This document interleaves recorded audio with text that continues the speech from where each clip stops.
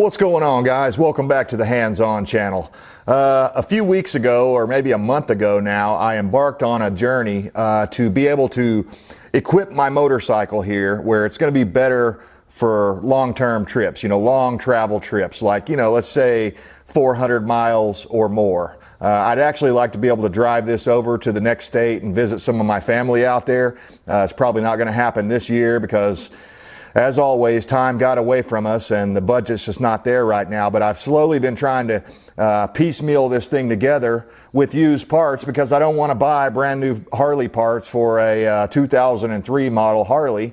It's just not necessary. It's a waste of money. So I've been scouring the Facebook marketplace and really not Craigslist, because Craigslist is a shadow of its former self. It used to be the greatest place, one of the greatest things about the internet, but they ruined it, just like they've ruined a lot of the other places on the internet with advertising and censorship and all this stuff. But anyway, back to what we were talking about here. So I did look at a few new ones online. I looked at some of the ones on eBay, and they just seemed chintzy and cheap. The ones that I was seeing for good deals that I could afford.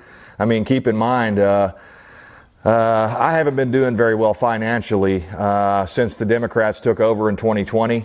And, because my business is in the oil field and stuff. So even though I'm not directly in the oil field, I work for those guys. And because of that, they've been working less. Therefore, I have less money coming in.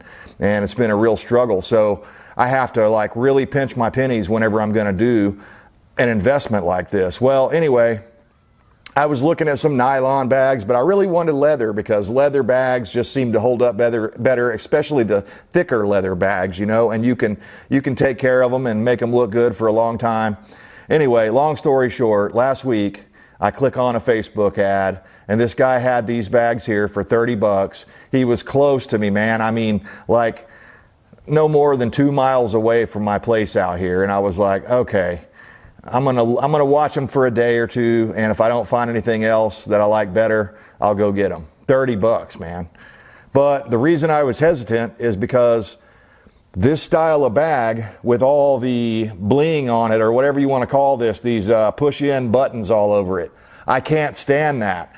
Now, let me say this with a caveat. There are certain types of bikes, like the Heritage and stuff like that. Some of the more classic looking Harleys that are made for a certain kind of look, that I don't mind the buttons or rivets or whatever they call them, studs or whatever you call those things. But on this bike, I'm not going for that. I mean, I bought a Softail Standard because I don't like overly flashy things. You notice that, there's some chrome on the motor. The pipes are chrome, but the base part of the motor itself is an aluminum color, like an industrial type color. That was one of the things that attracted me to this bike. It's not, this is one of the few Harleys I've ever run across that does not have skulls on it anywhere. I can't stand that kind of crap. This extra bling that people put on and they want to charge you out the wazoo for. So after a couple of days of thinking about it, I was like, you know what? I'm going to go get those $30 bags and make do with them. I can put up with it, whatever. Well, I went ahead and bought them, and I got them home. I took a picture of it outside, and I was just like, man, I do not like those studs. I don't like them. I want to figure out a way to take them out or do something, and there's not a lot of options because the way these work, they push through the leather, and it's thick leather. So I was like, what can I do? Well, after discussing it with my wife a little bit, I decided to take the risk, and I went down to my local hobby store. I think ours is Hobby Lobby or something like that.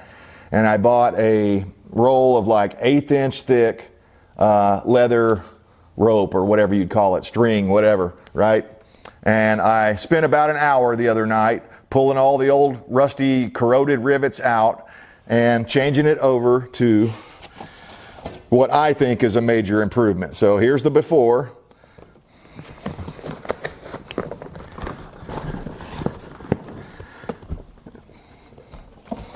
And feast your eyes on the after. I think it turned out incredible. Now, when I had these apart, I conditioned the leather up and everything, but basically all I did was I weaved that leather through, and the only thing that I had to be cautious about was I didn't want it to be all twisted up, so I made sure it was flat as it was coming out of the holes. I sat there and watched a movie last night. We watched an old Nick Cage movie. I like Nick Cage. We watched one of his old movies called The Knowing. It was actually a pretty entertaining movie. You know, it's good, guys, to, I know we talk a lot about doom and gloom topics here on the channel, and it's good to take your mind off of that stuff once in a while and just focus on something that you can make a change to, like this. And let me know down in the comments, do you think these bags look better like this or like the way I had them before with all the studs sticking out of there? Personally, I think this looks 10 times better. Now, I will admit this, and I'll pull you in here for some close-ups here in a second. This may be, you know, it may make it to where these bags take water on easier than they would have with the rivets in there, because it does leave some little gaps in there. I thought about going and getting some black RTV silicone and like going in from the bottom side and like, you know, trying to dab a little bit up in there. But honestly, I don't think I'm going to worry that much about it. If I'm worried about stuff getting wet inside of these bags, I'll wrap them up with a, you know, a trash bag or some sort of a big Ziploc or something like that before I go on a long trip. But yeah, let me know what you think, guys. Was it worth my time? $30, and I had to spend $5 on that roll of 1/8 inch leather. It was like 50 yards, I think. So I thought it was a pretty good deal. I did think about getting creative and coming on the outside of this with the leather, but I thought, no, I'm just going to keep it simple, keep it plain. I don't want my bags to be flashy. And one other thing I'm kind of hanging up on here is how I'm actually going to attach these bags. One thing I don't like about throw-over saddlebags like this is if you're going to use these on pretty much any bike, you have to buy this little bar that goes underneath them.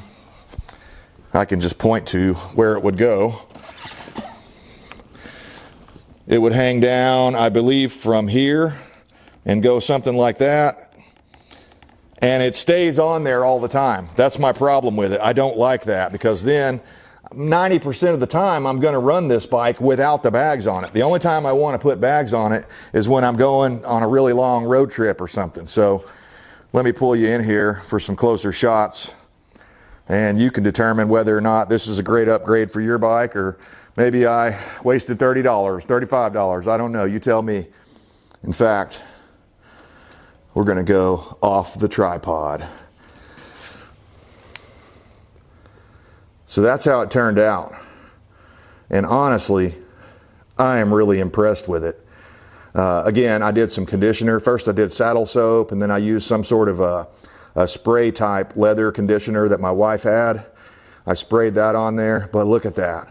Isn't that cool? I was joking with my wife. I was like, yeah, these bags over here look like they were designed by the Village people or something. You know, I don't want to be sending out the wrong vibes, especially in the way America is today, you know. So I think this is a lot more understated. You know, again, I get it. It's a certain style. Some people like that bling, you know, and hey, that's fine. If you like that, go ahead.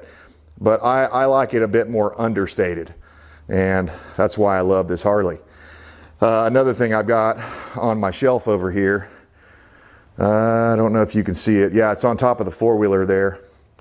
I've got a sissy bar that I'm going to put on here, because the idea, this thing, it has a solo seat, and I have one of those stick-on rear passenger seats that goes on here. Well, obviously the stick-on thing is not going to go on top of this leather, so I won't be able to have a passenger seat on there, but I'll be able to put my sissy bar back here and have like a big duffel bag. You've seen guys do it. I'll have a big duffel bag back here that'll go down and take the place of the passenger. And then when I'm on those longer runs, I'll be able to lean back into that bag for comfort.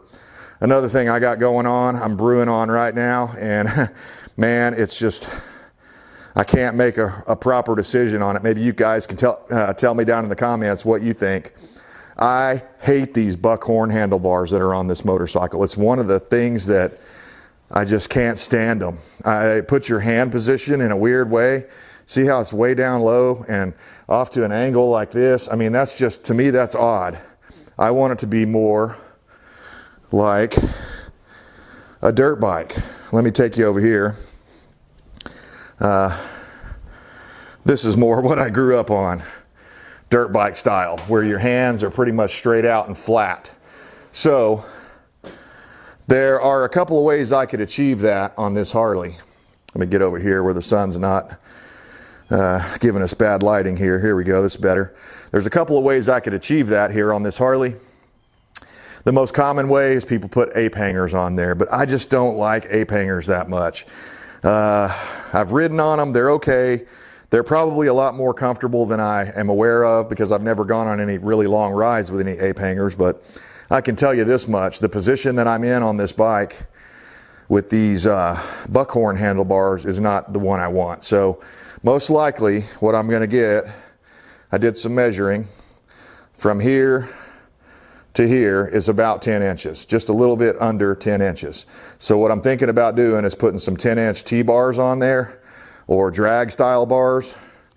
Let me know what you think down in the comments, but I just think it would look great on this old Softail. And more importantly than that, not only would it look great, I think it would be more comfortable and more controllable for me in the positions that I'm used to running in. So I'll give you one more last look at the old way.